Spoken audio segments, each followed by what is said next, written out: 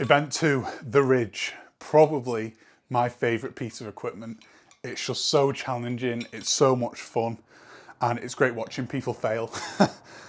So event 2, like I said, is the ridge. It's the mid-ridge version, which is 10mm high, and we're going to have a look at a few different lifting techniques and the rules for the event.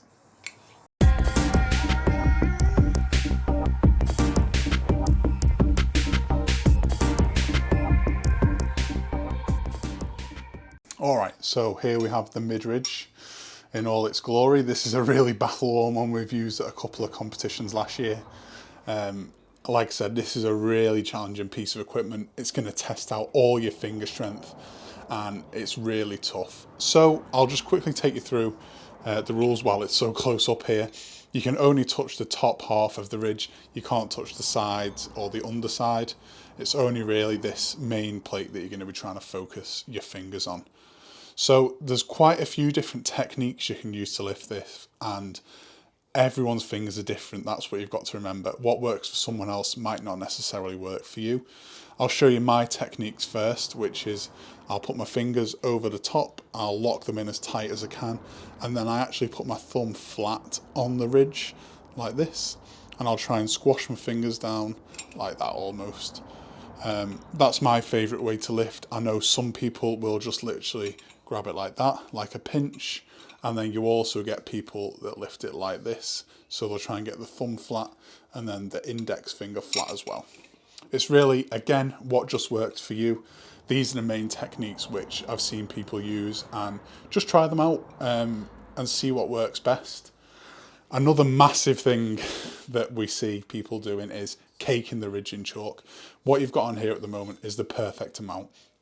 You don't want any surface chalk on it because that's going to increase the chances of you slipping off. You just want it bedded in to the ridge as much as possible, and then a little bit on your hands. This will make it the perfect amount for when you're lifting. Any surface chalk, you're just going to slip off. So I'll take you through the actual lift now. Alright, so here we go. I'm loaded up here with a massive 5 kilograms for the lift. This is going to be the setup on the day again. It's a 12-inch lift, and again, the reason we do this is to make sure it's a level playing field for everyone. 12 inches seems to be the best place for the lift. So yeah, obviously it will include the weight of this bar and the loading pin for your lift. We've made the bars a bit smaller than this for the event, so it's much easier to not add a ridiculous amount of weight. I think this is about 1.5 kilos, so that just makes it a bit better. So the lift itself, you just want to lock on, lift up, touch the bar, then drop it back down. Really simple. Again, you can't drop it on the way down. It's got to be controlled. If you don't touch the bar, it's going to be a no lift. There's no down signal. So as soon as you feel it touch the bar, lower it down.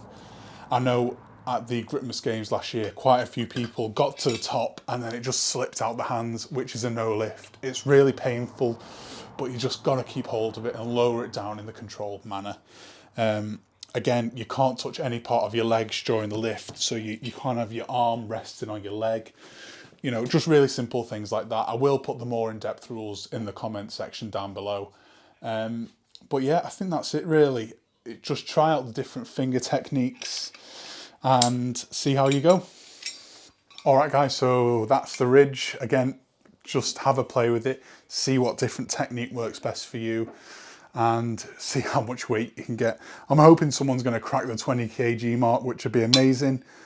So let me know how you get on, and again, if you've got any questions, just let us know.